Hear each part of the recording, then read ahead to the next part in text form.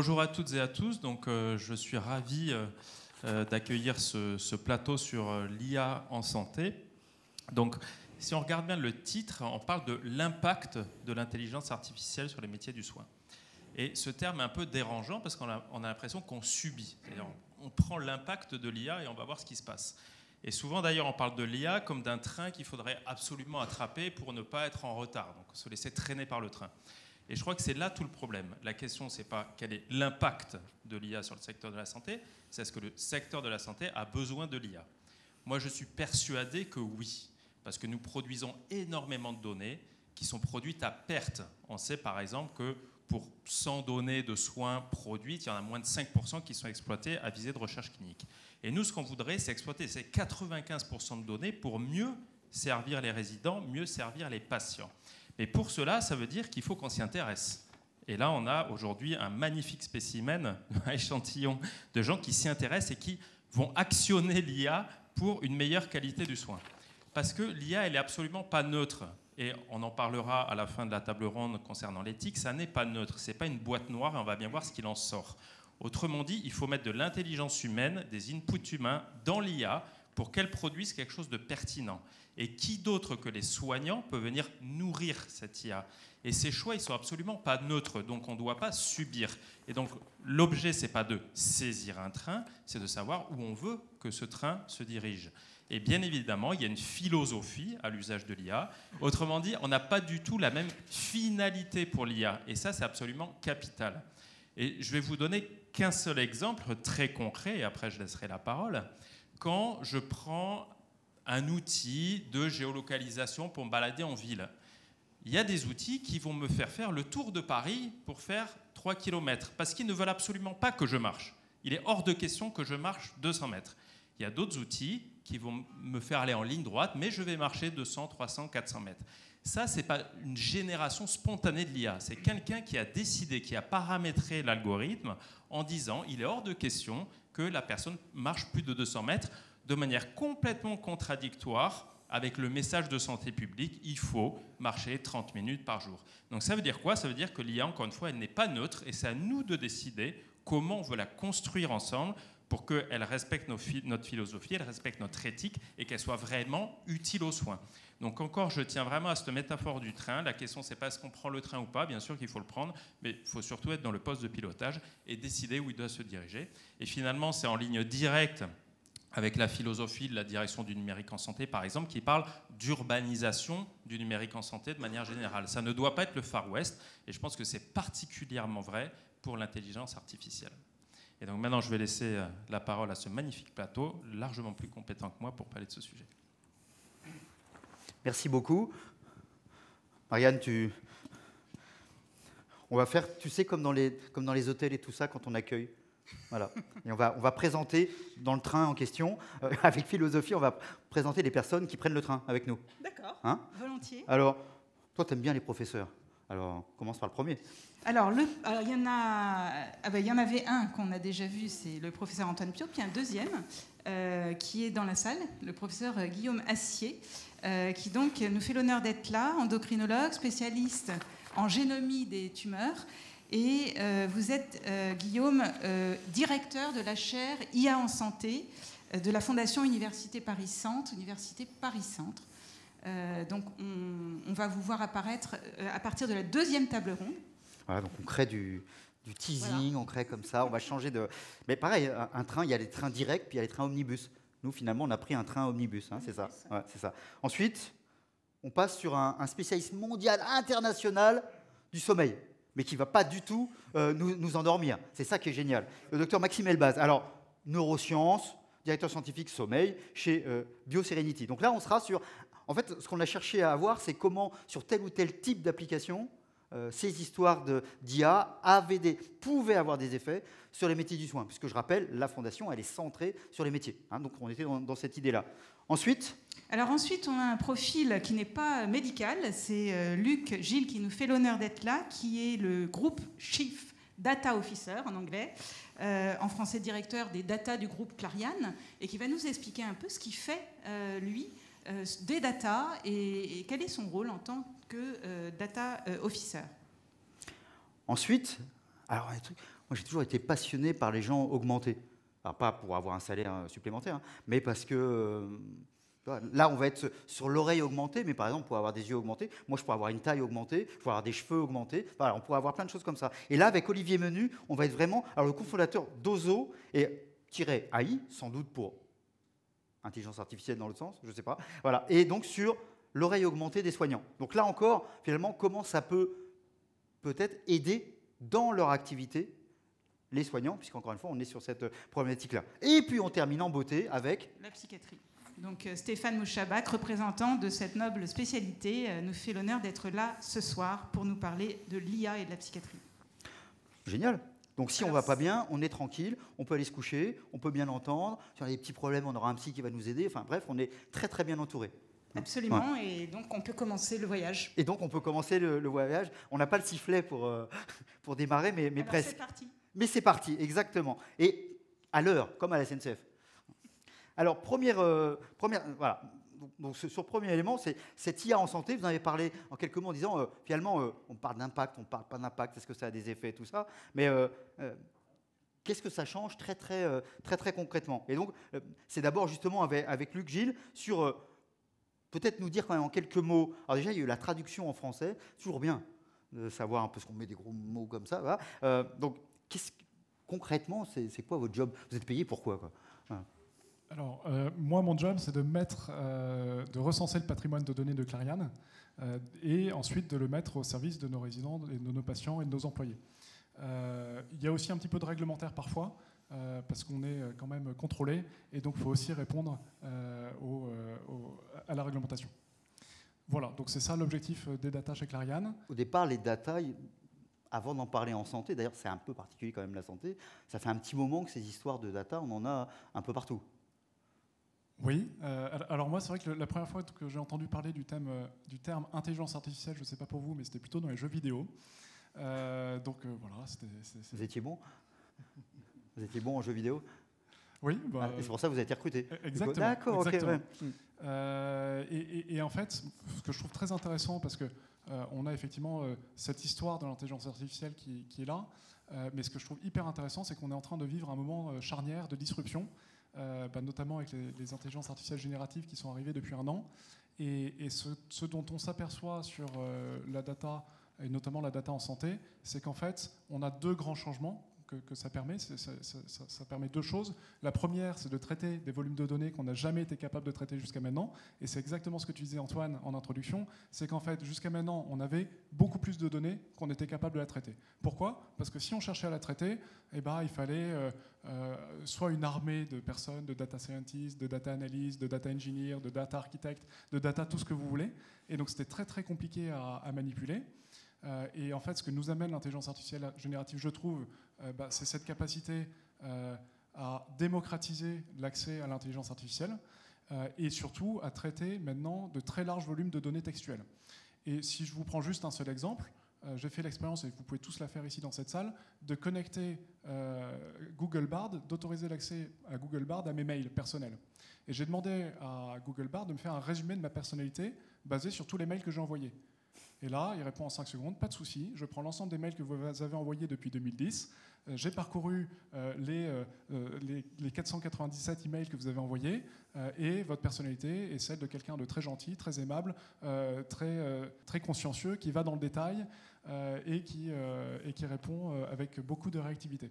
Et ça, c'est exactement en une demi-seconde. Et Marianne, elle vous définit exactement comme ça. C'est quand même fou. C'est sans faire le Google, le machin. Ouais. Après, je lui ai demandé les défauts associés. Hein. D'accord. Ah oui. Et donc, en fait, on a cette capacité maintenant, et je ne sais pas pour vous, mais pour ma part, Google, c'est à peu près tous 2 mois. Et donc, ça veut dire qu'on est capable, en quelques secondes, d'analyser tout. Là où avant, c'était réservé à une élite de personnes qui étaient peut-être un peu plus suspectes, un peu plus sur lesquelles on voulait porter notre attention. Maintenant, on est capable de le faire pour tout le monde. Donc ça veut dire quoi pour nous, concrètement, dans le secteur chez Clariane? Ça veut dire que toutes les données textuelles, désormais, ont du sens. Et c'est ça, pour moi, la deuxième révolution. C'est qu'en fait, jusqu'à maintenant, en data, on savait très bien manipuler des nombres.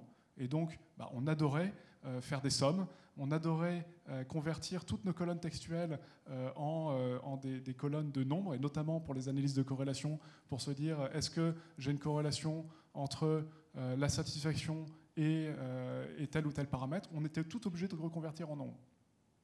Désormais, on est capable d'aller analyser tout le texte et de faire une analyse de sentiment en claquant des doigts. Et donc ça, pour nous, alors je ne veux pas présumer de la suite, mais ça a des impacts en termes de possibilités et de cas d'usage. C'est pour ça qu'une entreprise comme Clariane vous a fait venir dans cette idée de comment on va pouvoir utiliser toutes ces données, alors, à un moment ou à un autre, quand même, au service des gens. Alors, parce que c'est bien de tout savoir sur eux. Enfin, c'est bien. Je ne suis pas convaincu d'ailleurs que ce soit bien, mais ça, c'est un autre sujet. Mais comment, très concrètement, c'est bien pour les personnes? Oui. Je voudrais peut-être juste mettre un bémol déjà à ce que je viens de dire. Là, je vous ai parlé des révolutions en cours. Pour tout vous dire, dans notre secteur à nous, l'acquisition des données est encore à un niveau de maturité relativement faible. Et on est en train de constituer justement ce patrimoine de données. C'est ce qu'on disait tout à l'heure. Pourquoi est-ce que c'est compliqué ? Pour deux raisons. La première, c'est qu'on a un patrimoine de données qui est très éclaté au sein de beaucoup de systèmes d'information. Donc on a nos données médicales, on a nos données RH, on a les réclamations, on a toutes nos données qui sont sur différents systèmes d'information, d'une part, et on est, nous, sur plusieurs géographies. Donc avant d'être capable de réussir à tout centraliser et à remonter les informations, c'est un travail qui est d'assez longue haleine, d'une part, et qui, d'autre part, suppose aussi que tous les acteurs jouent le jeu. Et quand on a des données qui sont externalisées auprès d'éditeurs, c'est pas toujours le plus simple pour aller les récupérer. Donc nous, concrètement, la data aujourd'hui chez Clariane, on fait ce travail d'aller récupérer bout par bout, processus par processus, morceau par morceau, nos données qui sont un petit peu éclatées.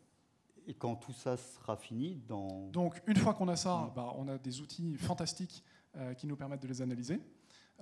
Et donc, qu'est-ce qu'on peut imaginer en termes de potentiel, en termes de cas d'usage ? Et je vais vraiment focuser sur l'intelligence artificielle, parce que c'est l'objet de la table ronde ce soir. En termes d'usage, je pense que ça va beaucoup nous aider pour les relations, notamment avec les familles. On pourrait imaginer, par exemple, que l'intelligence artificielle nous aide à faire un résumé hebdomadaire de toutes les interactions qu'on a eues avec leurs proches dans notre établissement.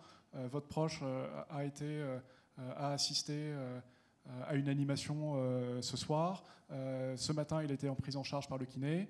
Demain, il a rendez-vous avec telle personne de la famille. Donc, je pense que ça peut beaucoup nous aider à fluidifier les interactions, par exemple avec les familles des résidents. D'accord.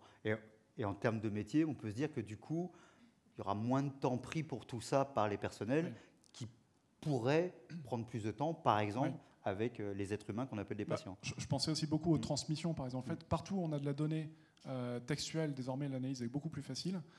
Et donc, on peut imaginer effectivement que pour les transmissions, on ait une intelligence artificielle qui vienne nous aider à faire la synthèse, à faire, en tout cas, améliorer l'usage. D'accord. Bon, pourquoi pas, hein. Donc ça, c'est une des pistes possibles et qui changeront un peu le métier ou le quotidien de bien des professionnels du soin. D'accord ? C'est ça le... Ok, génial. Merci beaucoup. Alors, Olivier Menu, on continue comme ça, à chaque fois. On a pris quelques éléments, on aurait pu en prendre d'autres, mais enfin, on est quand même sur un paquet de choses très, très concrètes, quand même. Alors dites-nous cette histoire d'oreille intelligente des soignants. Bien, déjà, bonsoir. Donc, aux OAI, l'entreprise que je représente ici, ça a été fondé en 2018 sur le constat que lorsque vous êtes chez vous, dans votre canapé, là, dans notre canapé et tous, là, si on ferme les yeux, si on écoute, eh bien, on se rend compte qu'avec une seule oreille, on est capable de comprendre extrêmement finement ce qui se passe autour de nous, qui se déplace, qui est en train de sortir, ce que font les gens dans d'autres pièces, et surtout, on comprend si on doit ou pas intervenir. Donc ça a vraiment été le point de départ de l'entreprise. Et donc, on a développé l'oreille augmentée des soignants, qui est un petit boîtier qu'on colle sur les murs des chambres d'EHPAD, d'établissements handicap, du sanitaire également. Ce petit boîtier, il écoute les sons, il les analyse, et lorsqu'il a trouvé quelque chose d'anormal, il alerte les soignants. Et ce quelque chose d'anormal, ça peut être un vomissement, un cri, une situation de stress, de détresse respiratoire, des appels à l'aide, des chutes, tout ce qui aurait fait que si un soignant avait eu la possibilité d'avoir en permanence son oreille là, collée à la porte de la chambre, eh ben, il serait rentré pour intervenir. Donc c'est vraiment ça l'oreille augmentée des soignants. C'est le dispositif aujourd'hui il est déployé dans plus de 1500 chambres et on est en train d'accélérer très fortement. Alors pour faire le lien avec votre question sur les usages et l'IA. Bon alors Déjà, l'IA chez nous, c'est extrêmement concret. C'est une base de données qu'on a construite, qui est unique au monde depuis 2019, date à laquelle on a commencé à se déployer dans les EHPAD. Donc ce sont des sons qui ont été annotés par des humains pour dire là c'est le bruit d'une chute, là c'est quelqu'un qui s'étouffe, là c'est le bruit d'un déambulateur, et ainsi de suite. Donc on a construit cette base de données gigantesque, et c'est ça qui nous sert à entraîner notre IA. Donc c'est extrêmement... donc l'IA, on en parle, c'est le sujet de ce soir, mais chez nous c'est extrêmement concret. Ce sont des algorithmes qu'on entraîne sur une masse énorme de données annotées. Donc au niveau des usages, qu'est-ce qui se passe ? En fait, les soignants n'ont plus besoin de faire des rondes systématiques et de mettre des baskets et de faire des tournées dans toutes les chambres. Donc, on a une étude qui a été réalisée par le ministère de la Santé qui montre qu'on fait gagner 1 heure par jour à chaque soignant en supprimant ces rondes systématiques. Et il y a un deuxième corollaire, là, un deuxième élément qui est sorti de cette étude et qui nous plaît beaucoup, c'est que si le soignant, que paradoxalement le soignant là, il fait moins de rondes systématiques, mais il passe plus de temps dans les chambres, là où il y a besoin qu'il y passe du temps auprès des gens, des personnes fragiles. Donc c'est une illustration extrêmement claire des changements d'usage et des changements d'organisation quelque part qui sont rendus possibles de façon extrêmement terre à terre dans les établissements médico-sociaux à travers, je ne vais pas dire l'IA de manière générale, mais à travers l'oreille augmentée des soignants, qui est un produit se basant très fortement sur de l'IA. Alors, très concrètement, chaque soignant a un petit boîtier, comme un talkie-walkie ou je ne sais pas quoi, qui le prévient quand il y a un bruit ou qui annonce. Non, le boîtier, on le colle dans toutes les chambres, oui. C'est le boîtier qui analyse. Après, on remet au soignant un petit smartphone qui reçoit des informations de contexte, qui décrit le contexte général de la personne dans la chambre d'une part, et sur lequel les alertes sont répercutées. Donc les alertes apparaissent comme un espèce de petit SMS, mais on offre aux soignants la possibilité de réécouter lui-même les quelques secondes de son que notre IA a jugé comme étant suspicieux. Et ça, c'est extrêmement important, parce que ça permet aux soignants tout de suite de réaliser lui-même la levée de doute et surtout de décider lui-même, en connaissance de cause, de l'urgence de son intervention. Donc très très concrètement et très simplement, si c'est une personne âgée qui appelle à l'aide parce que sa télécommande est tombée, le soignant il va y aller. Mais il n'est pas obligé d'y aller ventre à terre en arrêtant ce qu'il est en train de faire. A l'inverse, si c'est quelqu'un qui est dans une situation de détresse respiratoire ou qui vient de tomber, là le soignant il va décider d'y aller bien évidemment en urgence. D'accord. Oui, c'est ça qui est intéressant, c'est-à-dire que quand vous écoutez au début, je dis il reste quoi au soignant ? Et là finalement, le libre arbitre est toujours là. Il a un élément d'information de plus, mais à la fin, c'est lui qui décide. Donc il n'est pas. Ouais. Nous, on n'est vraiment pas là pour remplacer le soignant. On n'est pas un outil de mesure de la performance du soignant, clairement pas. On est un outil qui est là pour assister le soignant d'un côté et améliorer la qualité de prise en charge du résident. Et quand de nouveaux soignants arrivent, ils passent leur engin aux autres personnes et ainsi de suite. Alors, l'engin que vous mentionnez, c'est jamais qu'un petit smartphone qui ne contient qu'un seul écran, plus des fonctions de téléphonie, parce que tant qu'à filer un téléphone à des soignants, tant qu'ils puissent l'utiliser comme un téléphone, donc ils utilisent un objet qui est extrêmement simple à l'usage. Il n'y a pas besoin de formation, c'est complètement évident. Oui, on peut considérer qu'à peu près tous les soignants ont déjà vu un téléphone portable, donc c'est assez simple de ce point de vue-là. Complètement. Ouais. Et leur retour à eux ? Le retour, il est très très bon. Ils ont bien compris l'intérêt qu'ils avaient à utiliser notre service. Aujourd'hui, dans toutes les chambres qu'on a déployées, on n'a jamais eu un problème d'acceptabilité, ni des résidents, ni des soignants. Oui. C'est plutôt bon signe. Ouais, complètement. D'accord. Ok, super. Alors, après le son, le sommeil. On continue dans... Donc, monsieur le spécialiste mondial. Donc, pareil, c'est... Finalement... en quoi cette histoire d'intelligence artificielle, c'est le terme, on pourrait discuter sur le terme, en tout cas c'est celui-ci, modifie justement cette notion de trouble et de compréhension des troubles du sommeil. Puisque finalement, ça a démarré de là, je présume. Oui, tout à fait. Alors en fait, pour remonter dans le temps, on était à l'ère analogique dans les années 70, 80. On n'avait pas d'intelligence artificielle, mais on était intelligent quand même. Il y avait une intelligence humaine qui nous permettait de décrypter certains signes cliniques et paracliniques de troubles du sommeil. Et c'est quand même l'intelligence humaine qui a aidé l'intelligence artificielle, à aider à alimenter ce réseau de neurones, en fait, pour détecter des pathologies comme l'insomnie. L'insomnie, c'est 12 millions de Français. L'apnée du sommeil, c'est 7 millions de Français. Les parasomnies, j'ai revu les chiffres, c'est 110 millions de personnes dans le monde. C'est quoi la parasomnie? Le somnambulisme, les comportements anormaux pendant le sommeil, donc tous des troubles un peu neurologiques pendant le sommeil qui surviennent. Et tous ces troubles-là, donc ça représente quand même pas mal de monde dans le monde. Nous, on s'est attaché en fait à savoir, grâce aux médecins, il ne faut pas oublier les soignants qui aident, et donc c'est grâce à leur expérience qu'on va pouvoir prédire des maladies, mieux prédire, mieux prévenir. On est plutôt dans la prévention, dans l'intelligence artificielle. Donc le but, c'est de prévenir. Actuellement, on a un data scientist formidable chez BioSerenity qui travaille sur 500 000 données d'enregistrement de sommeil. Donc vous voyez, c'est les électrodes qu'on pose sur le cuir chevelu. Et on enregistre l'activité électrique du cerveau pendant toute une nuit. Et lui, il a compilé 500 000 data.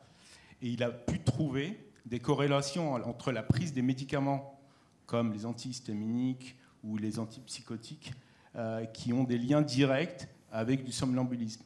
Donc il a trouvé des biomarqueurs qui signent le somnambulisme. Donc ça sert à ça, l'intelligence artificielle.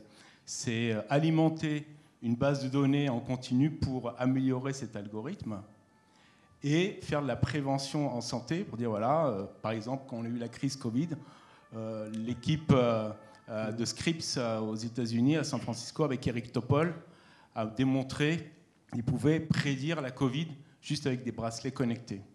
Donc avec la fréquence cardiaque, avec la température corporelle, avec le sommeil. Et ils ont trouvé des biomarqueurs pour prévenir les premiers signes de la Covid et de la grippe.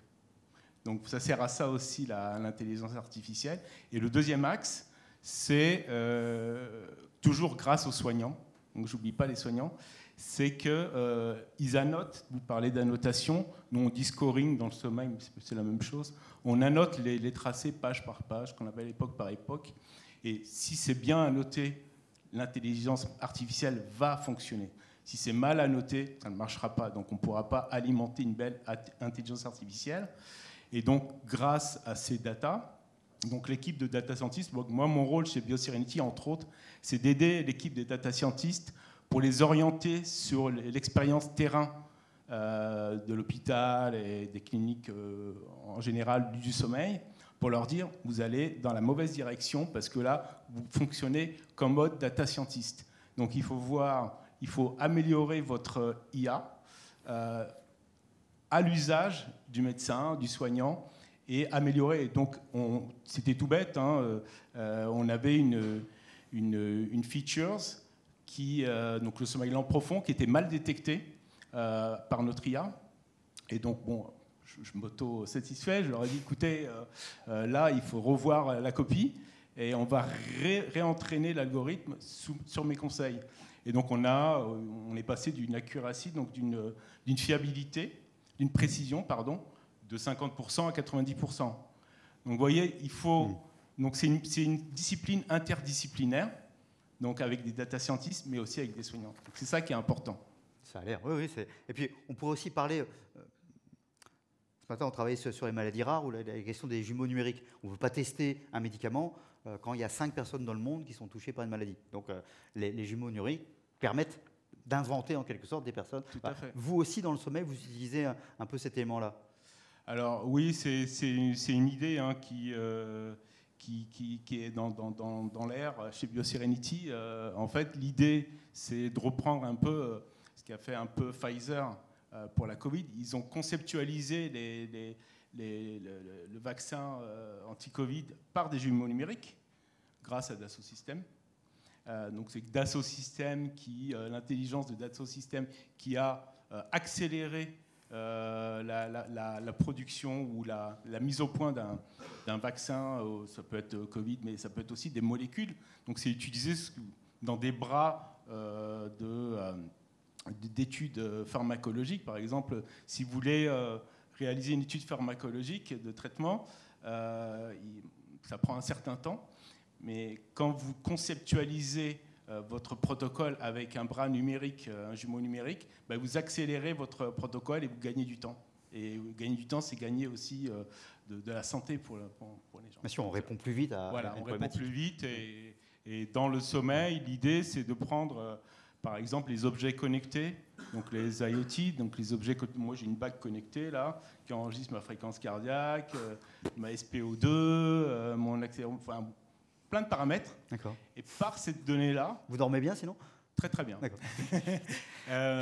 Par ces données-là, donc on agrège toutes ces données, parce que le sommeil, c'est une combinaison de données. Donc c'est pas que du sommeil, c'est la fréquence cardiaque, c'est la saturation partielle en oxygène, c'est la température centrale qui est super importante pour l'endormissement.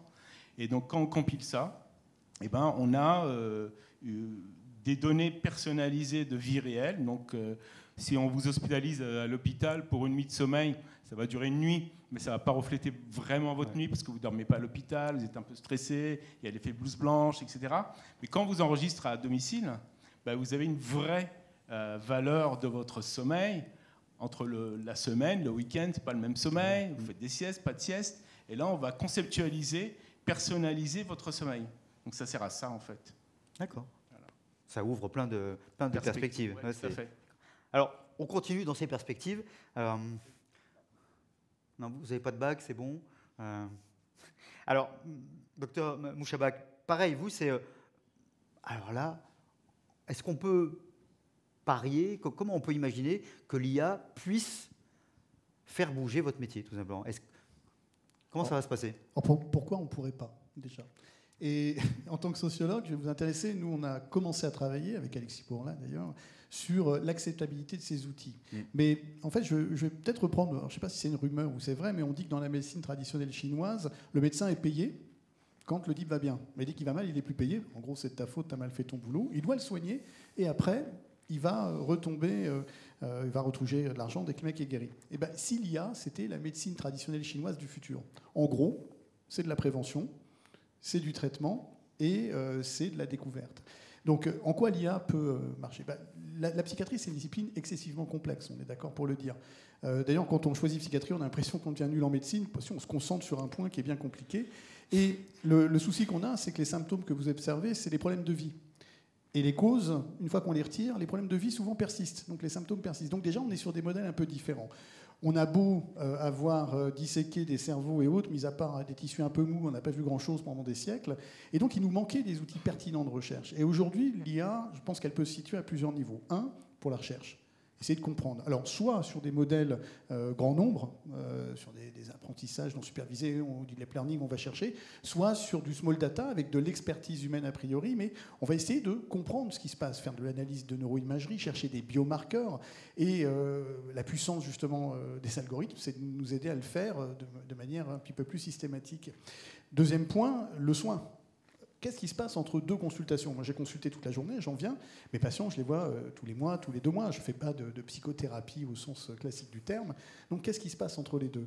Eh bien, entre les deux, il se passe plein de choses auxquelles moi, je n'ai pas accès. Donc, j'ai les moyens de récolter des données qui peuvent être analysées et de proposer des solutions, comme mon médecin traditionnel, dans la prévention. Et enfin, cette IA peut nous aider à développer, aller vers l'inconnu, comme Buzz l'éclair, pour aller chercher des nouveautés qu'on ne soupçonne pas encore. Et j'ai un de mes amis qui est digital evangelist, qui s'appelle Stéphane Mallard, il m'a dit un jour, aujourd'hui on ne peut plus dire quand. Avant on pouvait dire dans 2 ans, dans 5 ans, dans 8 ans. Aujourd'hui on ne sait pas, ça va tellement vite qu'il se passe des nouveautés. Et pour citer Churchill, si on ne prend pas une innovation par la main, elle vous prend à la gorge. Donc moi j'accompagne l'innovation et je n'ai pas envie qu'on prenne à la gorge. Donc l'IA, oui, on y croit, on est encore sur des technologies qui sont assez immatures dans notre domaine, pas encore disruptives, un peu émergentes, mais il se dessine des choses qui laissent présager vraiment des usages intéressants. Et du coup, c'est-à-dire que l'être humain, qu'on peut appeler un patient, il est au courant, du coup. Si vous dites, dans les 2 mois, je vais vous suivre d'une manière ou d'une autre. Donc il y a aussi un dialogue nouveau. Alors, moi, je peux vous dire que, oui, ça change un peu la donne, mais moi, mes patients, si je les laissais faire, ils me verraient 14 fois par jour. Donc, ça, je ne peux pas. Et j'aime bien le jumeau numérique. L'informatique, moi, ça me va. Ils en font plein pour le service, ça me fera des vacances. Mais sur le fond, c'est quand même dur. On n'est pas disponible H24, mais ce n'est pas tant à ce niveau-là, c'est dans l'observation clinique. La psychiatrie, c'est une discipline d'observation. Même dans notre interaction, il y a de l'observation. Dans ce que font les gens, il y a de l'observation. Est-ce qu'on récolte tous les éléments de cette observation qui vont définir le handicap lié à la maladie? Parce que la maladie, ce qu'on appelle une variable latente, elle émerge que quand vous avez les symptômes qui sont présents, ce qui ne veut pas dire grand-chose. Et cette maladie, elle n'a pas une cause, mais des causes, 20 causes, 30 causes, on ne sait pas. Il y a une dépression, ce n'est pas une cause unique, il y en a X, et les symptômes de la dépression ne sont pas les mêmes d'un individu à l'autre. Donc vous imaginez la complexité. Je ne dis pas que mes camarades font des choses plus simples. Moi, je vois la chirurgie, je suis toujours très, très, très impressionné. Mais on a quand même des spécificités, et pour nous, l'IA nous aide à peut-être mettre un peu d'ordre mental là-dedans, peut-être aussi unifier certaines croyances, parce qu'il faut voir aussi un dernier point, c'est qu'on nous propose des grandes stratégies, ça c'est un ami sociologue qui m'avait dit ça, et en psychiatrie, on est obligé de faire des tactiques en permanence. C'est-à-dire qu'entre ce qu'on nous dit de faire, les guidelines, et ce qui se passe sur le terrain, il y a deux mondes. Pourquoi? Parce qu'on a énormément de pertes d'informations, de pertes de données, et l'individualisation, c'est pas le groupe. Et pour la psychiatrie, je dis pas, enfin moi on m'avait appris en médecine que deux sujets ne se ressemblent jamais autant quand ils sont dans la même chambre d'hôpital, mais chez eux, c'est pas les mêmes. Et la psychiatrie, d'un individu à l'autre, il y a tellement de variabilité qu'on est obligé à un moment d'avoir une vision un peu plus méta. D'accord. Ça ouvre là aussi des perspectives assez riches. Mais est-ce qu'il n'y a pas aussi des inquiétudes par rapport à ça?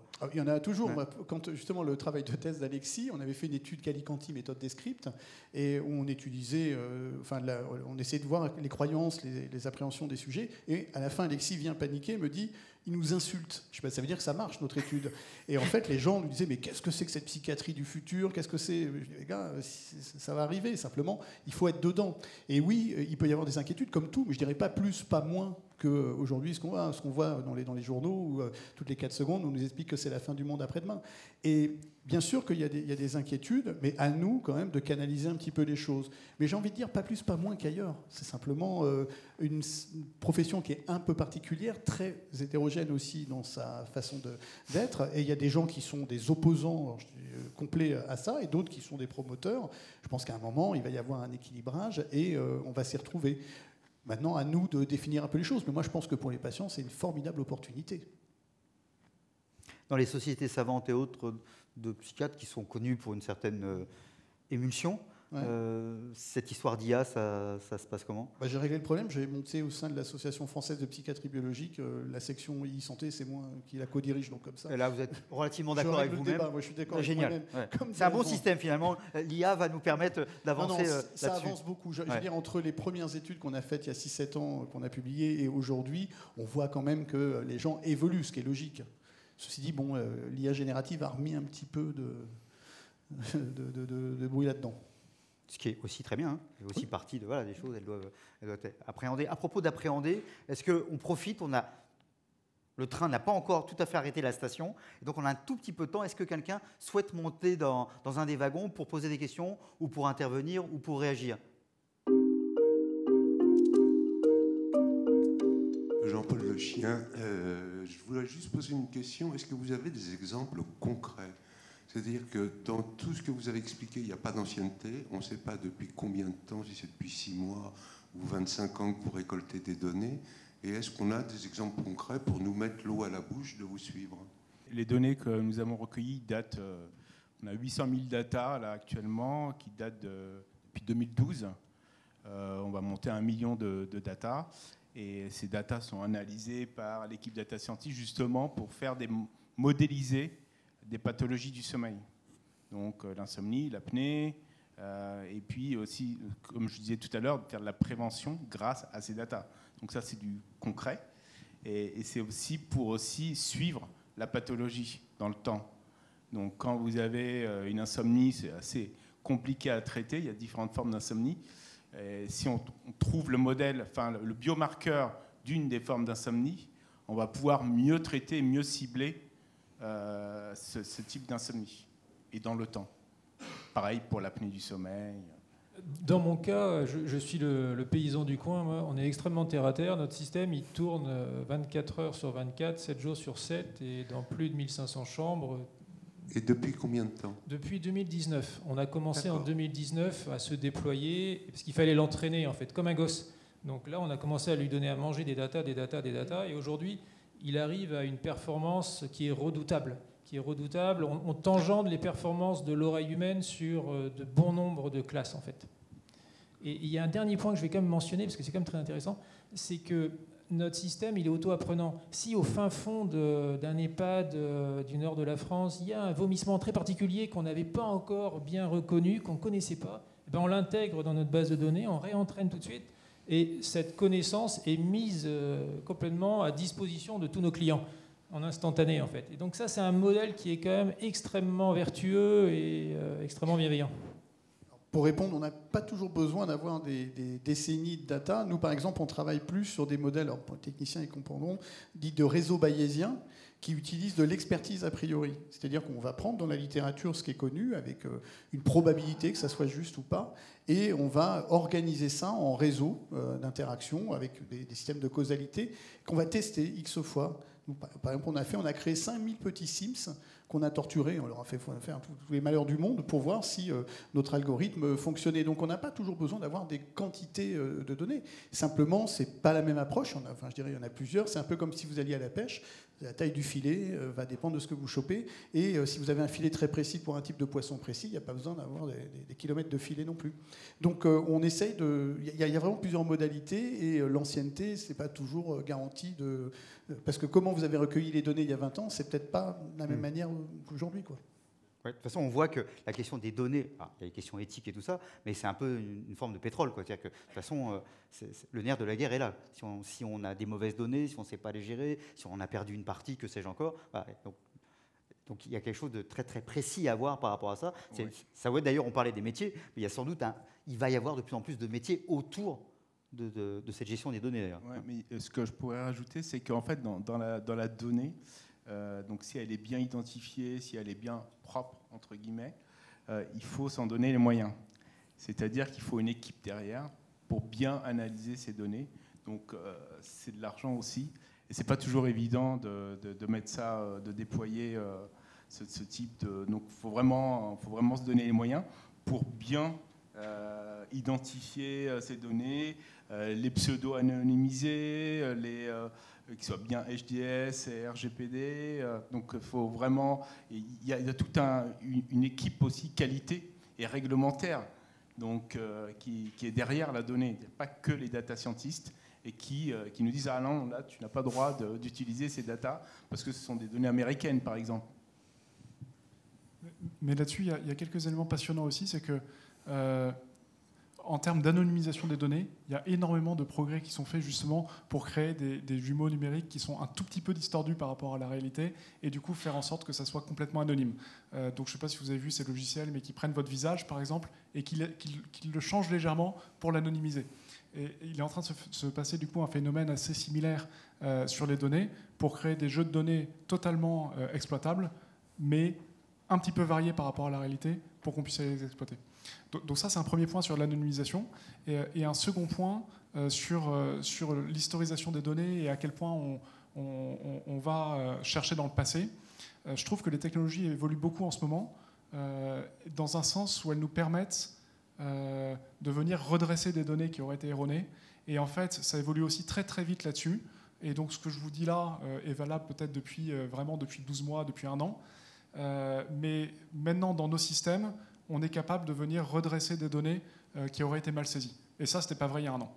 Et donc, en fait, on est comme dans toute étape d'urbanisation, à un moment où le legacy, l'historique, n'a plus tant d'importance que ça, et les nouveaux acteurs peuvent toujours venir et redresser les données du passé. D'accord. Cette question a créé plein de réponses et on a avancé finalement dans cette compréhension. Donc, deuxième table ronde. IA en santé toujours, mais finalement, puisqu'encore une fois, le propre de la Fondation, c'est s'intéresser sur les métiers. Et donc, on s'est posé la question, mais est-ce que du coup, il va falloir aussi réfléchir en termes de changement dans la formation des métiers du soin ? Est-ce qu'il faut est-ce qu'il faut qu'on intervienne par rapport à ça ? Et donc là, du coup, finalement, le médecin de demain et puis les autres soignants vont recourir à l'IA. Logiquement, c'est pour renforcer leur capacité. On va avoir une sorte d'Hippocrate augmenté, quoi. On aura quelque chose autour de ça. Donc, on est sur cette question-là. Alors, vous avez monté un truc autour de la e-santé, d'un diplôme universitaire, autour de tout ça. Comment, très très concrètement, qu'est-ce qu'il y a à l'intérieur, quoi ? Qu'est-ce que c'est ? Et qui vous visez et qui déjà vient dans ce diplôme ? Alors oui, donc ce DU, ce diplôme universitaire a été créé il y a 7 ans déjà. On était le premier DU universitaire, donc ça ne s'appelait pas Paris Cité, ça s'appelait Paris Descartes. Et en fait, l'idée, c'était, on avait eu l'idée avec 2 copains, un copain psychiatre d'ailleurs, Benjamin Pitra, Cécile Montel, de créer ce DU, et puis avec la collaboration du professeur Damien Léger, pour créer ce DU. Et on s'est dit, nous, on est des geeks, on adore la médecine connectée, c'est l'avenir, et on sentait un petit peu le marché, entre guillemets, arriver sur la médecine connectée et l'IA. Et puis, donc, du coup, on a décidé de créer ce DU en 2015. Et donc, on s'est dit, il faut que ça intéresse tout le monde, tous les professionnels de santé, infirmières, aides-soignantes, médecins spécialistes, médecins généralistes, mais aussi des entrepreneurs. On a fait venir des entrepreneurs, des avocats. Donc c'est vraiment interdisciplinaire parce que, comme je disais tout à l'heure, l'IA et la médecine connectée, ça concerne tout le monde. Et on a besoin des expériences. Donc on a échangé avec des expériences. Derrière, il y a un de nos étudiants, un nouveau primé, là, qui est au fond, qui se cache et qui a travaillé sur un sujet très intéressant. Et donc, en fait, on a une variété de médecins et de professionnels de santé. Et pourquoi ? Parce qu'il n'y avait pas de formation sur cette médecine connectée, où on disait, la médecine connectée, oui, c'est très confidentiel. Mais en fait, alors, j'avais fait venir des profs très provocateurs. Ils disaient, on va vous ubériser votre médecine. Mais ça, c'est vendeur, oui. Ça, c'était... les étudiants étaient là, étaient vent debout. Je disais, mais non, mais qu'est-ce qu'on fait là ? Mais en fait, ils ont compris après. On leur a expliqué ce que c'était la médecine connectée, que leur métier allait changer, que, comme le disait mon collègue, la citation de Winston Churchill, il faut prendre je ne sais plus comment vous dites. Ça change à chaque fois. Voilà, on prend Churchill, on ne se trompe jamais, de toute façon, c'est bon. Et donc, oui, il faut prendre le changement par la avant main, qu'ils vous prennent à la gorge. Voilà, c'est ça. Et donc, ils se sont dit, ah bah oui, finalement, moi je suis ORL, moi je suis ophtalmo, il va falloir que je m'y mette et que je m'intéresse à la médecine connectée. Donc, on leur a appris tout ce qui est réglementaire, qu'est-ce qu'un medical device, qu'est-ce qu'un DM. En fait, ils ne savaient pas ce que c'était un DM, un dispositif médical. Pour eux, c'était très, très abstrait. Et on leur a appris un peu toutes les clés, les trucs et astuces pour réussir dans la pratique courante. Parce que, par exemple, en médecine du travail, c'est très, très utile. Parce qu'en médecine du travail, on accumule beaucoup de données dans des entreprises. Et ils ont beaucoup de données, mais ils ne savent pas quoi en faire. Et donc, en fait, l'IA, justement, peut apporter une information aux médecins du travail. Donc, je prends l'exemple du médecin du travail parce que j'ai mon collègue là-bas qui travaille sur ce sujet-là. Et donc ça, c'est important. Et donc, on les fait plancher ensuite sur un sujet. Donc, ils doivent plancher sur un projet. Alors, le projet, c'était, par exemple, l'insuffisance rénale en région Normandie. Et en fait, repérer les déserts médicaux en Normandie pour améliorer le retour à domicile des patients insuffisants rénaux. Donc, une des leaders du groupe a conçu une application de retour à domicile avec toutes les constantes vitales, automatisées. Donc, c'était très, très intéressant. Un autre exemple, c'était une pneumologue donc ça existait déjà, vous savez, la ventoline, c'était une ventoline connectée. Donc, pour connaître exactement, tracer combien de bouffées, et est-ce que les bouffées étaient bien prises ou pas. Donc ça, c'était très intéressant. En fait, il y a des gens qui, derrière ça, ou peut-être déjà d'ailleurs en ayant l'idée, vont monter ou ont monté des entreprises. Alors, il y a eu des belles histoires, parce qu'en fait, j'ai fait venir un responsable de la réglementation, un avocat, un juriste, et qui a bien matché avec un médecin généraliste, et ils ont créé une boîte qui s'appelle Yvette. Donc, c'est l'éducation thérapeutique connectée. D'accord. Donc sur un smartphone, donc ils ont un smartphone. Maintenant, ils ont créé une collaboration avec Airbus, avec BNP. Donc voilà, la société, la start-up grossit, donc grandit. D'accord. Okay. Donc ça, c'est une belle histoire. Bravo, super intéressant. Et alors, professeur Assier, déjà première question toute bête, l'IA, on en cause dans les facs de médecine ? Alors, pas assez. Pas assez, certainement.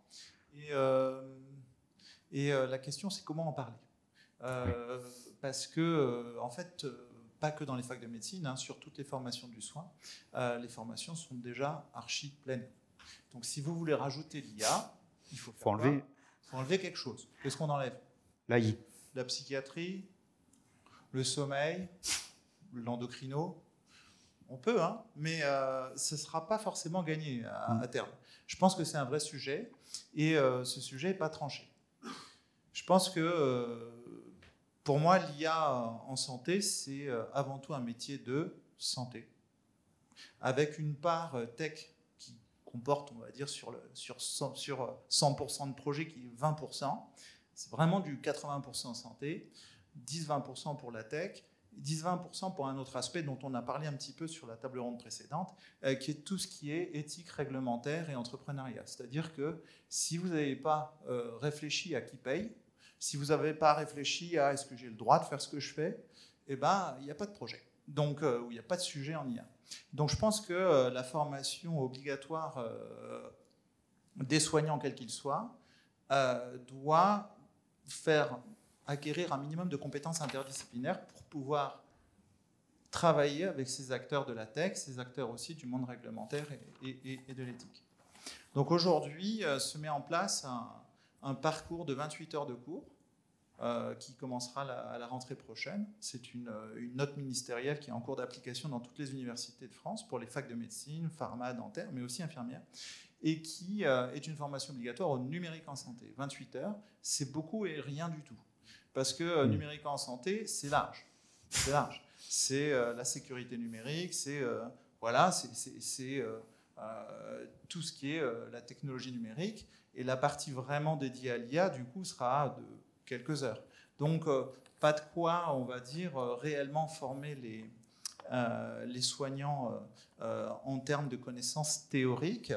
Par contre, tous les soignants sont formés, au-delà du théorique, en pratique. Et là, on a une opportunité de formation, notamment à partir des cas d'usage, qui est infinie. C'est-à-dire que quand dans une discipline, une tech IA a fait la différence parce que ça amène un progrès indéniable, bon, bah, tous les soignants s'y mettent. Hein. Je pense que voilà, ça c'est l'image un peu générale de l'état des lieux, qui n'est pas cata, qui est un peu effectivement bousculé et rapide par rapport à ces 28 heures de cours pour l'année prochaine.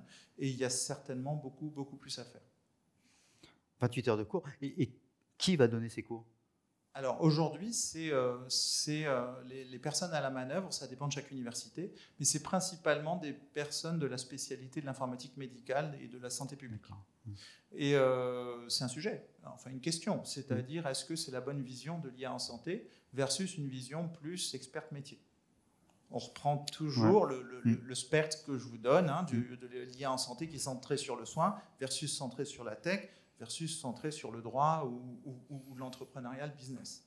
Voilà. Donc, mais je pense que ça a le mérite d'exister et ça va être calé dans les débuts de formation et je pense que l'aborder sous l'angle technique est certainement une bonne chose, sachant que pour l'aspect éthique réglementaire, il y a déjà des formations dans les disciplines relatives aux humanités dans le premier cycle qui abordent des questions d'éthique assez fondamentales qui sont ensuite mises en œuvre dans l'IA en santé.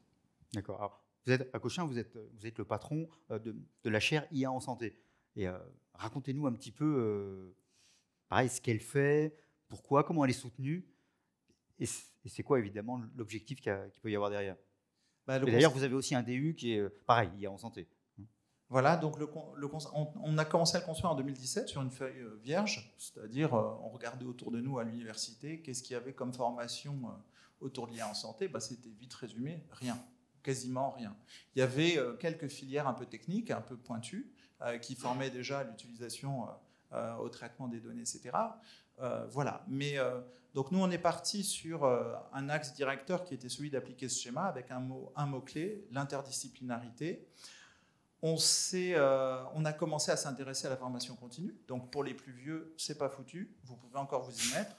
Et voilà, donc, et ça c'est extrêmement important. Donc on est parti sur la formation continue et donc sur le DU, avec une modalité, on va dire, d'apprentissage, de formation, pardon, qui est inspirée des exécutifs MBA. C'est-à-dire on part d'experts métiers et on leur donne une surcouche interdisciplinaire sur une discipline qui allie donc santé, tech, matinfo et éthique légale entrepreneuriat.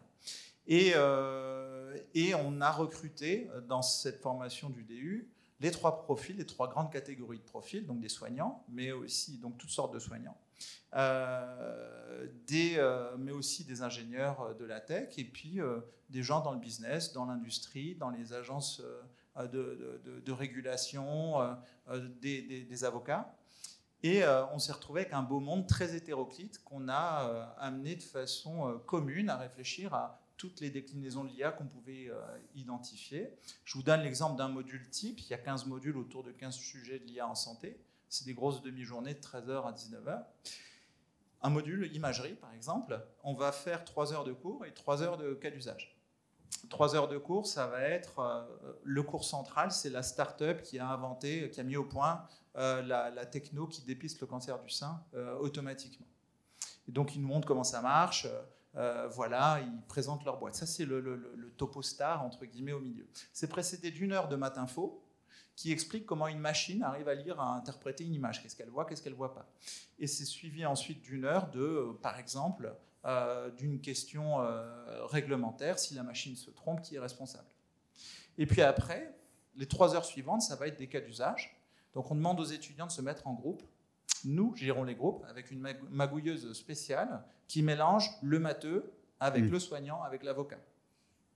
Et donc là, ils ont une série de questions. Chaque groupe a une question. Et autour du sujet du jour, par exemple, sur l'imagerie médicale, le sujet, ça va être, vous êtes un fonds d'investissement, vous devez mettre des billes. Et voilà un dossier de start-up. Et là, on va poser plusieurs questions. Des questions sur la tech, des questions sur la rentabilité, bref, tout un aspect à 360 degrés de la technologie. Et ce qui est très intéressant, c'est l'alchimie qui se passe dans le groupe. C'est-à-dire qu'au départ, on ne sait pas ce qu'on ignore. Je m'explique.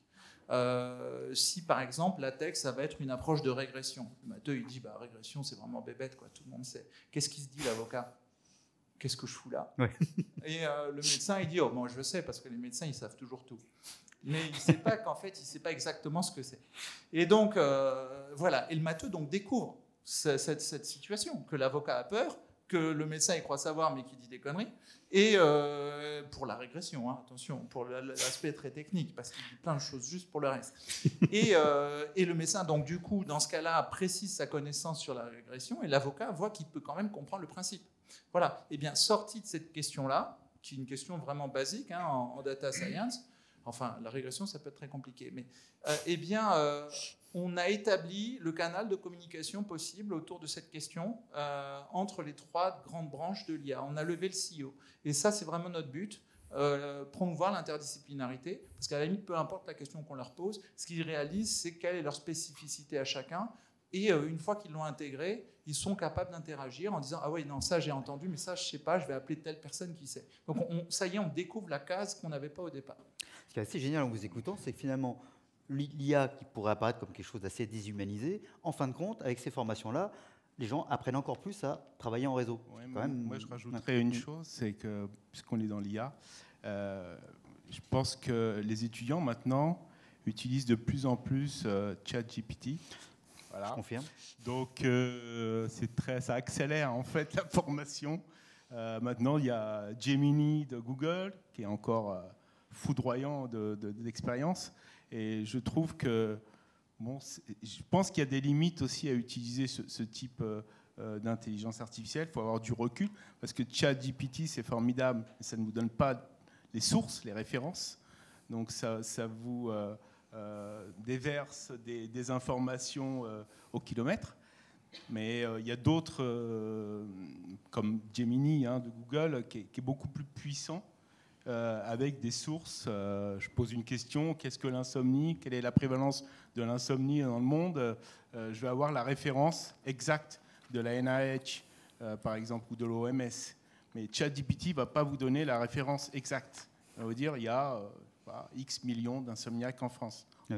Mais après, vous avez 28 copies où il y a exactement les mêmes chiffres. Voilà, c'est ça. Voilà. Bon, c'est mais, ça. Voilà, mais ce que j'ai appris, c'est qu'à la fac, par un professeur de radiologie, ils vont autoriser les étudiants à utiliser ChatGPT. De toute façon, voilà. Non, mais vous pouvez leur interdire. Alors, juste, professeur Assier, avec Marianne, à chaque fois, on se pose des questions. Tout ça, est-ce qu'il y a d'autres métiers? Est-ce que ça va... On se demande toujours, sur quel que soit le sujet, est-ce que ça va créer d'autres métiers? Est-ce que sur cette IA santé, est-ce que c'est déjà fait d'ailleurs, ou est-ce qu'on va devoir inventer, et le devoir est positif, d'autres métiers? Ou est-ce qu'on est complètement à l'ouest par rapport à ça? Alors moi, je milite un peu pour ça, parce que pour continuer la discussion sur l'IA générative, on est à un niveau de tech où l'IA générative, à mon avis, en termes de compétences techniques, est supérieure à la plupart des compétences médicales. C'est-à-dire qu'on peut passer toutes les qualifs de docteur en étant une IA générative un peu moderne. Et si ce n'est pas vrai ce que je dis aujourd'hui, ça le sera après-demain. Donc ce n'est pas un sujet, ça. La question, c'est comment on le positionne dans le monde de la connaissance des soignants et des humains en général. C'est-à-dire comment on positionne l'intelligence des machines et l'intelligence des humains. Et je pense que pour la santé, il y a deux éléments indispensables. Le premier, c'est ce qu'un soignant doit aux soignés. Enfin, ça se résume autour de cette question. À mon avis, il doit deux choses. Une vision holistique, une vision à 360. Bon, je vais pas bien là, je vais voir le docteur. Quand on y va, le docteur, on est convaincu que si j'ai un cancer et que je vais mourir très vite, il va le voir, et que si c'est rien du tout, il va me le dire aussi. Et si je suis au passage, j'avais un énorme problème de santé que personne n'a vu, il va le voir aussi. Il y a cette croyance quand on est... Voilà. Et effectivement, docteur, ça va pas, c'est très global. Et on est formé sur une connaissance théorique et puis une connaissance pratique qui s'appelle l'expérience, et à la tête des gens, on se fait très vite une idée de oui, c'est grave, à un délai d'une minute, une heure, une journée, une semaine, on sait le voir. Et ça, c'est la sémiologie. Comment on a ce savoir? À force de pratiquer, voir des gens, voir des malades, travailler. Donc, quand on travaille moins la clinique, qu'est-ce qui se passe? On la perd, cette compétence. Et donc ça, c'est un des enjeux de l'IA générative, enfin de l'IA en général et notamment des IA génératives, c'est que si on délègue certaines tâches du soin clinique aux machines, on ne saura plus faire. Et si on ne sait plus faire, on ne peut plus voir globalement, et on rompt ce devoir qu'on a aux patients, qui est de voir à 360, c'est-à-dire d'avoir toujours une connaissance très large. Et une connaissance humaine très large, c'est de savoir que demain, il y a une grève de train, il y a la chimio qui doit commencer. Quel algo de santé peut prédire qu'il faut tenir compte du programme des syndicats du rail pour prescrire de la chimiothérapie? Un médecin, c'est évident qu'il va le faire. Voilà. Donc cette vision 360, si on ne pratique plus parce que des machines prennent en charge et qu'on n'a plus le contrôle global, voilà. Ensuite, ça aura comme autre implication qu'on ne pourra plus superviser les machines. Donc ça, c'est la première chose qu'on doit aux gens, la vision holistique. L'autre chose, c'est l'humanité, évidemment. C'est-à-dire que la médecine, ce n'est pas que de la technique. Donc, je vous dis, les IA génératives peuvent passer des qualifs techniques, mais des qualifs d'humanité, probablement que... Alors, il y a des secteurs où ça se développe, très sérieusement, en psychiatrie, dans la dépendance. Il y a des outils remarquables pour aider sur des approches qui sont considérées plutôt humaine, et je dirais que dans l'humanité d'un soignant, il y a de la technique aussi, c'est-à-dire que voilà, ça s'apprend aussi. Mais l'humanité fondamentale, sincère, elle est humaine. Elle n'est pas codable par une machine, et ça, le jour où on perd la vision holistique, on perd aussi l'humanité. Et la médecine, c'est pas qu'une technique, c'est un art, et c'est de la confiance, et c'est de l'accompagnement. L'accompagnement, pas toujours vers la guérison. Et est-ce qu'on peut envisager que des machines soient aux manettes quand on va vers une issue qui n'est pas bonne? Est-ce qu'on peut l'envisager une seconde? Moi, je ne crois pas, mais c'est un sujet auquel on doit réfléchir. Et si on croit à ces deux points que je viens de dire, ça a des implications qui sont de continuer à apprendre la sémiologie, à examiner les gens, etc., même si des machines le font bien. Et ça peut avoir un coût parce que ça peut être moins rentable. Et pour moi, une solution serait de dispenser au maximum les soignants de l'interfaçage avec les machines en créant des nouveaux métiers qui soit précisément dans ce créneau, faire l'interface entre la machine et l'humain, de sorte que le soignant il continue à soigner et il apprend à discuter au fur et à mesure de ses stages avec un opérateur d'IA en santé, c'est-à-dire quelqu'un qui est là pour opérer l'interface. Et ce métier est d'autant plus important qu'aujourd'hui, avec tous les dispositifs intelligents qui apparaissent, chacun y va aujourd'hui industriel de son prestataire pour faire l'interface. C'est pas tenable. C'est pas tenable à l'échelle du nombre de dispositifs qui se mettent en place. Et il faut une interface. On ne peut pas envisager que la bande passante d'un soignant soit prise de façon exagérée par une solution technique, quand plein d'autres solutions techniques existent. Il y a un souci aussi d'ouverture, je dirais, à différentes options de soins Bref, il y a de la place pour un nouveau métier qui soit là pour faire l'interface entre l'homme et la machine, enfin le soignant et la machine, de façon à ce que les soignants puissent continuer vraiment à se focaliser sur la machine, sur le soin justement, et qu'on n'empêche en aucune façon le développement d'un progrès qui est, sans faire d'idéologie, qui est inéluctable. C'est intéressant ce que vous dites, parce qu'il y a eu exactement la même démarche autour de la génétique, en disant il fallait, entre le médecin et tout ça, il fallait qu'il y ait un opérateur qui fasse l'interface autour de la génétique, parce que ça ne pouvait pas être la même personne, et ainsi de suite. On voit bien derrière que tout ça, il y a, je vais dire un gros mot, mais il y a une question de morale. Il faut aussi, c'est quoi la morale du soin, et ça oblige à se poser ces questions-là, ce qui est très bien, hein, évidemment. Donc là, on a trouvé à travers tous ces détours, on a vu type de métier qui pouvait s'inventer. Donc nous avons raison, Marianne, de travailler là-dessus, puisqu'il peut y avoir aussi ces métiers qui peuvent arriver. Moi, je pourrais rajouter une chose. Vous avez donc on est en période de Noël. On va nous offrir des bracelets connectés, des montres connectées. Ou pas. Mais c'est classique. On m'a offert un bracelet connecté. Mais je l'ai pas mis. Ma montre me dit que je dors pas bien. Est-ce vrai? En fait, l'objet connecté avec une IA ou une pseudo-IA, elle n'a pas de conscience, elle ne parle pas. Il n'y a pas une relation humaine entre la montre et le potentiel futur patient. Et en fait, ce patient-là, potentiel, va procrastiner pendant un certain temps sur son sommeil parce qu'il n'ose pas consulter un spécialiste du sommeil, les listes d'attente sont longues, et va finalement consulter un spécialiste du sommeil au bout d'un an, et il va développer un problème de sommeil, donc une insomnie, alors qu'il n'avait pas de problème de sommeil. Donc, vous voyez, il y a aussi l'effet inverse.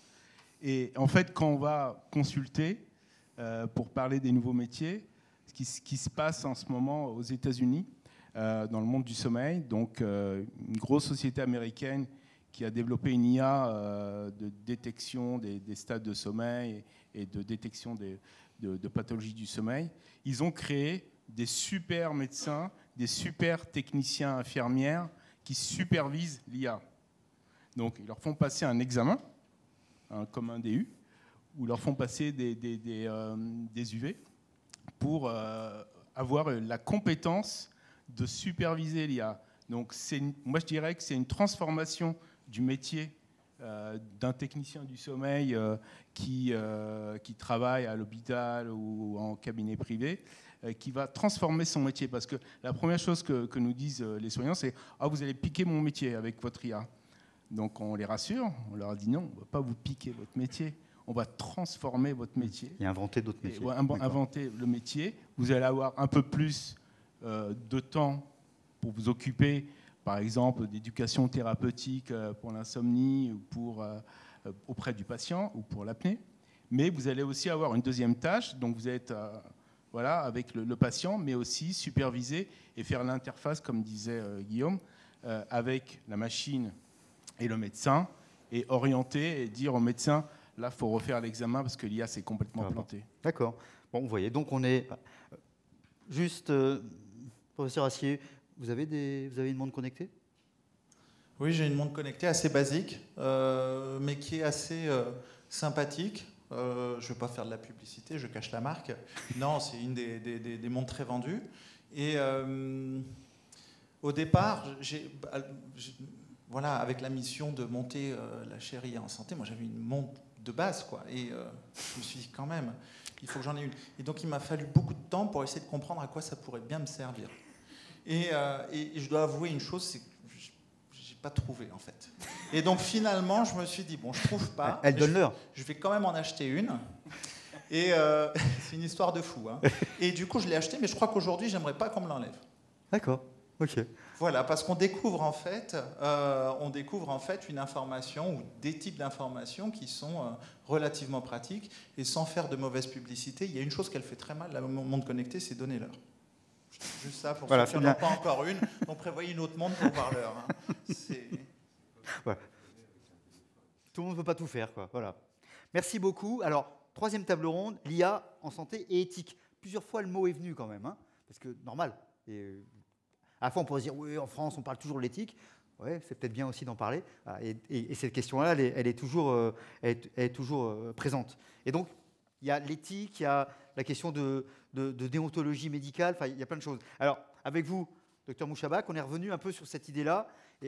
Alors, on a parlé, moi je suis un bon sociologue, enfin bon, j'en sais rien, mais en tout cas, voilà, ça c'est dans l'idée de la perception. Il y a quand même, on sait bien que derrière tout ça, il y a quand même des problématiques d'imaginaire, de symbolique, de perception. Et donc, est-ce que c'est sur des populations, par exemple les médecins, alors de votre côté, tout ça, peuvent avoir tendance à se faire parfois un peu des nœuds dans la tête et tout ça. C'est aussi pour ça qu'ils sont intéressés à ce type d'approche médicale. Et est-ce qu'il y a ce sujet-là, ou pas plus que ça, ou pas plus qu'ailleurs?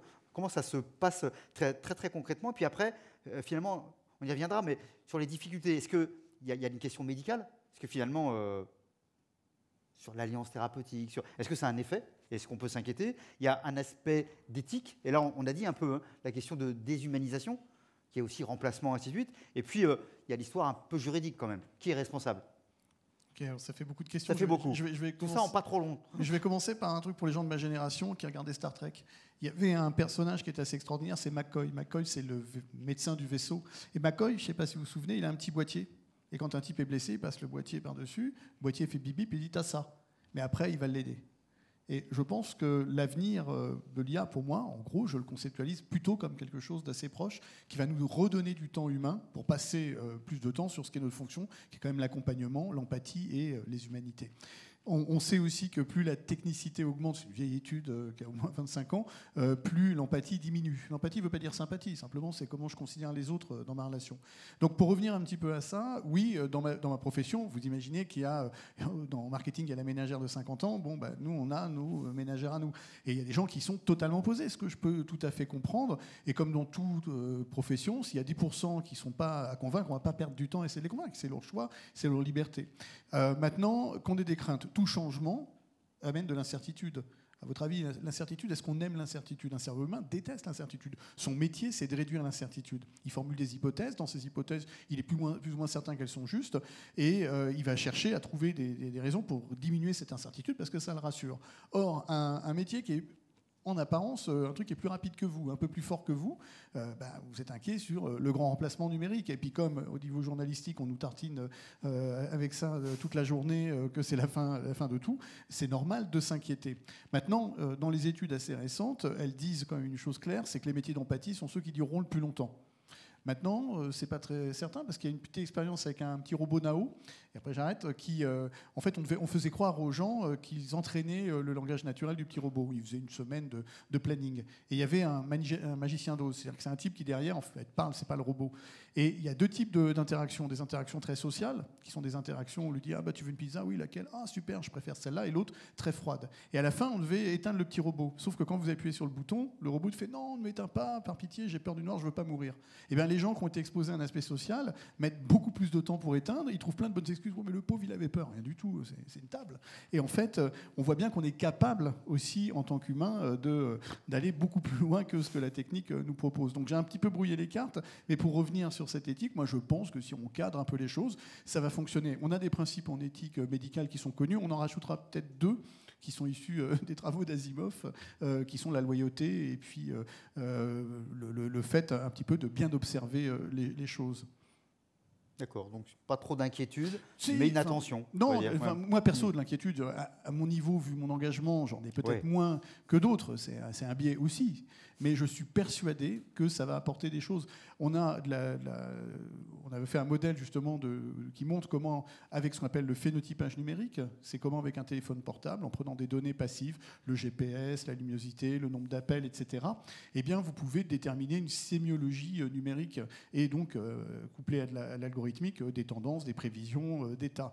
Eh bien, on s'est rendu compte qu'avec tous ces outils-là, il y avait des grosses opportunités, on avait des possibilités assez importantes, et surtout de réduire des erreurs cognitives. Pourquoi ? Parce que quand je parle à un patient, et je lui dis « vous dormez bien en ce moment », si je vous demande « est-ce que vous dormez bien ?» Vous allez dire « oui, non, mais c'est sur les 3-4 derniers jours la plupart du temps, c'est un biais de disponibilité. Moi, j'ai mal dormi cette nuit. » Je vais vous dire « bah non, c'est normal, et j'ai l'impression que tous les jours je dors mal. Et je vais faire une décision médicale sur une journée, alors qu'avec mes datas sur un mois, qui me disent bah, ça c'est un artefact. Donc on a aussi des nouvelles perspectives, on a de la réduction probablement d'erreurs de prise de décision potentielles, avec de l'autre côté peut-être de nouvelles erreurs. Donc il faut aussi toujours, avant de crier au loup, voir quels sont les bénéfices. Et s'il y a bien un truc qui arrive jamais à nous convaincre, c'est les avantages. On voit surtout ce qu'on perd, et c'est ce qui nous gêne. On a une aversion à la perte colossale, et c'est celle-là qu'il faut interroger, avant de se dire qu'est-ce que je perds à faire mieux. Et c'est ça l'humain. Oh, c'est une belle définition de l'humain, quand même. C'est quelque chose. Merci beaucoup. Professeur Assier, pareil, il y a quand même cette histoire de responsabilité juridique du professionnel de santé.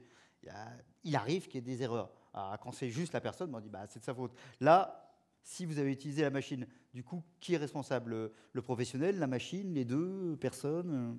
Alors, avant de répondre, enfin, essayer de répondre à cette question, parce que moi, je ne suis pas juriste, hein, je veux le préciser. Juste pour l'aspect éthique, je pense qu'il y a une dimension majeure qui est celle de régulation. On en a un petit peu parlé par rapport à nos valeurs, qui nous sommes, etc., mais qui ne doit pas être bloquante. Régulation positive, parce que bloquer, c'est pire que tout. C'est-à-dire qu'ensuite, c'est manger des technologies qui sont développées dans des endroits avec des éthiques qui ne sont pas les nôtres. Alors si nous, au nom de notre éthique, on empêche, mais qu'au final, on se retrouve à devoir utiliser des technologies qui ont été développées dans des conditions qui ne sont pas les nôtres, on s'est fait écraser en termes de techno, de business et de tout ce qu'on veut, et de Churchill. Et deux, on n'aura fondamentalement pas respecté notre motivation initiale. Donc voilà, il faut bien réfléchir quand on régule. Maintenant, moi je suis convaincu que nos valeurs, je dirais européennes, sont bankable. C'est-à-dire qu'on peut vendre plus cher quand par exemple, on garantit, quand on va garantir qu'on ne trahira pas la confidentialité des individus. C'est un exemple. Mais c'est fondamental. On a passé un serment quand on est médecin, on ne trahira pas ce qu'on a observé dans le cadre du soin. Voilà, et aujourd'hui, il faut partager les données. Et bien, technologiquement, c'est possible, et sans mentir. C'est-à-dire qu'on a des solutions pour pouvoir le faire, mais c'est un petit peu d'investissement. Sur ce qui est de la responsabilité, je pense que on a parlé des dispositifs tout à l'heure. Il y a une réglementation sur les dispositifs qui a dû être adaptée aux dispositifs intelligents. Vous n'êtes pas sans savoir que ce week-end ou vendredi, je crois, il y a eu une décision majeure au niveau européen qui est l'AI Act, c'est-à-dire que dans la réglementation, il y a un accord européen qui est en train de se mettre en place sur la régulation après le RGPD, spécifiquement pour l'IA et spécifiquement pour l'IA en santé. Donc, pour la faire brève, deux éléments majeurs à savoir pour tous les soignants, c'est quand on a recours à ces technos, on a l'obligation d'informer. Deux, la santé est considérée comme les techs à très haut risque. C'est-à-dire qu'on ne peut pas faire de la manipulation de données de santé ou à visée de santé sans avoir un niveau de sécurité, etc., qui soit extrêmement élevé. Donc ça, c'est le contexte un peu nouveau qui est en train de se mettre en place, qui a un impact majeur sur la tech. Et évidemment, il y a des entrepreneurs vent debout en disant à nouveau, ça va nous entraver, etc., toute la discussion qu'on a commencé à avoir. Mais bon, ce qui est indépendamment de ça, de cette évolution réglementaire globale, je pense que ce qu'il y a de nouveau, c'est le concept de dispositifs apprenants. Alors ça, peut-être qu'on pourra aussi en rediscuter avec l'oreille qui s'améliore au fur et à mesure de son usage. Qu'est-ce qui nous dit que le nouveau son qui vient du nord de la France ne va pas avoir un impact sur les sons qui étaient connus avant ? Et ça, il y a deux sortes de dispositifs avec de l'IA, ceux où on ne change pas le modèle et ceux où le modèle évolue. Et je pense que l'exploitation la plus avancée de l'IA s'appuiera sur des technologies à modèle évolutif. est-ce qu'une certification technique à T0 peut garantir l'évolution de la technologie plusieurs années après, quand le système s'est clairement amélioré par son expérience? La réponse est on ne sait pas. Et la réponse est il faut un nouveau cadre d'accompagnement qu'on peut qualifier de garantie humaine et qui va très large au niveau réglementaire et éthique. C'est une réflexion qu'il y a aussi au niveau européen. C'est celui de la supervision humaine des dispositifs dans leurs évolutions. Et plusieurs questions de base se posent. Est-ce que l'outil reste aussi performant qu'au début, même s'il a évolué? Deuxième question, est-ce qu'il n'a pas dévoyé les usages? Est-ce qu'il n'a pas induit des phénomènes qui n'étaient pas attendus, qui n'étaient pas dans le cahier des charges normal? Imaginez qu'on ait eu cette stratégie à l'époque où il y a eu les premiers réseaux sociaux qui soient sortis. On serait peut-être dans une société un peu différente. Je ne dis pas que c'est bien ou moins bien, mais ce qui se passe avec les champs absolument non régulés, ça a des impacts sociétaux majeurs. Un dernier point sur l'éthique, c'est tout ce qui se passe en dehors de l'hôpital. L'IA, aujourd'hui, ChatGPT, par exemple, ou Bard, est accessible à tout citoyen. Ah, j'ai mal au ventre, ChatGPT, mal au ventre. Voilà. Et on commence à voir le docteur à la maison. Alors, qu'est-ce qu'il répond, ChatGPT? Il faut aller voir le docteur. Mais les causes de douleur abdominale, c'est tac, tac, tac. Voilà. Donc, on est en train d'évoluer vers une médecine sans médecin, c'est-à-dire vers du soin dispensé par des dispositifs extrêmement évolués, extrêmement performants, qui vont donner de l'information pour le meilleur et pour le pire. Là aussi, je pense qu'il y a un vrai enjeu de santé publique, de régulation, avec une opportunité de prévention inespérée, inattendue, c'est-à-dire que peut-être qu'on peut envisager, du coup, c'était la discussion sur la médecine chinoise qu'il y a eu sur la première table ronde, de prévenir la maladie bien mieux, mais on peut pas s'empêcher de penser qu'il va y avoir du charlatanisme, c'est-à-dire des solutions qui vont embarquer les gens vers des intérêts qui ne sont pas l'intérêt premier du bien-être de l'individu. Voilà, donc je pense que là aussi, d'un point de vue réglementaire et éthique, il va y avoir un cadrage nécessaire, et je pense qu'il faut que les institutions, le monde du soin s'empare de ces sujets de façon collégiale, proactive, pas attendre que le terrain soit occupé pour commencer à réfléchir à ces questions, sachant que ce n'est pas le futur dont on parle, c'est le présent. C'est là, c'est tout de suite. Ouais. Alors c'est super intéressant parce que derrière, finalement, en vous écoutant, je repensais à Darwin. Encore une fois, il faut que ça s'adapte, et ceux qui sauront bien s'adapter s'en sortiront mieux. Et l'autre élément, une discussion récente là-dessus, il y a des gens qui me disaient oui, mais voilà, l'Europe, on est encore les premiers à tout contrôler, mais du coup, comme d'habitude, on se fera battre par les autres qui iront plus vite, et ainsi de suite. Donc il y a toujours aussi cette... Et c'était votre exemple, on ne veut pas le faire, et donc vous savez, on ne veut pas faire pousser les avocats ici parce que c'est pas bien tout ça, mais du coup on les achète, ils ont fait 14 fois le tour du monde. Et donc finalement, c'est pas mieux. Donc c'est aussi comment on trouve cet équilibre-là, et puis qui d'ailleurs le décide? Est-ce que ce sera des experts? Est-ce qu'on demande à la population?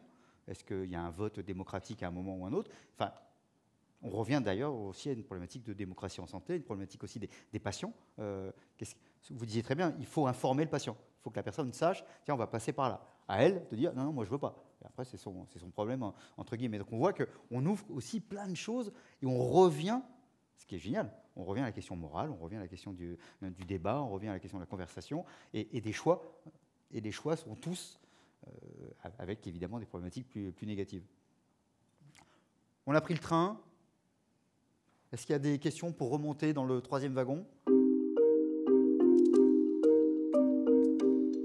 Donc, pour savoir, en fin de compte, moi je connais beaucoup de gens dans le petit personnel qui n'ont pas un talent, mais des talents. Et est-ce qu'il n'y a pas moyen de répertorier tout ça, de les intégrer à nos discussions? Et vous seriez étonné, en fin de compte, des personnes. Faites-le en plus les yeux fermés, comme si vous étiez non-voyant. Vous allez penser que vous avez un professeur en face de vous. Et vous avez, en fin de compte, une petite nana qui habite à la Courneuve et qui connaît tout plein de choses. Donc, idée à creuser. Mais si ce n'est pas fait, il faut absolument le faire. Ouais.